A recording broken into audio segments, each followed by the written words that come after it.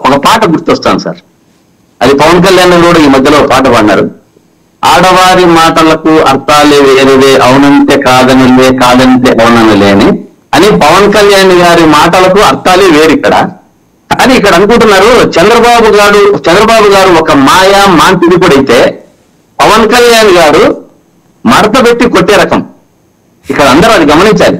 కానీ ఒక్కసారి గుర్తు పెట్టుకోండి, ఇప్పుడు చంద్రబాబు గారు సీఎం గా ఉండాలని 10 ఏళ్ళుగా ఉండాలని పవన్ కళ్యాణ్ గారు అన్నారు. అంటే ఇక్కడ లోపల ఆంతర్యం ఏదైనా తెలుసుకున్నారా? ఇంతవరకు బయటికి రాలేదు. అంటే అప్పుడు ఏమని, లోకేష్ గారు సీఎం కాకూడదు అని అర్థం.